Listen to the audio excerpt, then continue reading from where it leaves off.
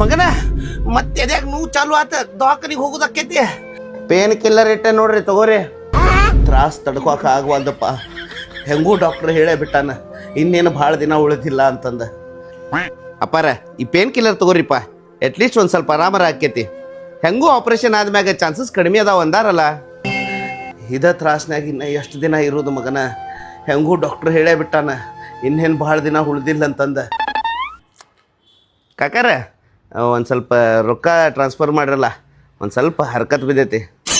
ಏ ಮಗನ ಅಪ್ಪಾರ ನಾ ಹೇಳಿಲ್ಲ ನನ್ನ ಕೆಲಸ ಹುಡ್ಕಾಕ್ ಬಿಡ್ರಿ ಆಲ್ರೆಡಿ ಆಪ್ರೇಷನ್ ಖರ್ಚು ಈ ಮನಿ ಖರ್ಚು ಮುಗಿಯವಲ್ಲು ಇವು ಏ ನನ್ನ ಮಾತಾರ ಕೇಳಲೆ ಹಾಂ ಹೇಳ್ರಿ ನನಗೆ ಗೊತ್ತಿತ್ತ ನನಗೆ ಏನಾರ ಆತಂದ್ರೆ ನಿನ್ನ ಕೈಲಿ ಅಂತರೂ ಏನು ಆಗೋಂಗಿಲ್ಲ ಅಂತಂದ ಅದಕ್ಕೆ ನಾ ಇದ್ದಾಗಂತರೂ ಇಲ್ಲ ನಾ ಹೋದ ಮ್ಯಾಗ ನಿನಗೆ ರೊಕ್ಕದ ಪ್ರಾಬ್ಲಮ್ ಆಗಿರಬಾರ್ದಂತಂದು ಎಲ್ಲ ಮಾಡಿಟ್ಟೇನಿ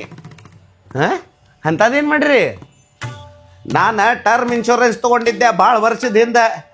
ನಾ ಸತ್ತ ಮ್ಯಾಗ ನಿಮ್ಗೆ ಕೋಟಿಗಟ್ಟಲೆ ರೊಕ್ಕ ಬರ್ತೈತಿ ಇಷ್ಟು ತುಟ್ಟಿ ಇನ್ಶೂರೆನ್ಸ್ ತೊಗೊಂಡಿದ್ರಿ ತುಟ್ಟಿ ಇದ್ದಿದ್ದಿಲ್ಲೋ ಮಗನ ತಿಂಗಳ 600ರಿಂದ 700 ರೂಪಾಯಿ ತುಂಬೋದು ಬಂದಿತ್ತು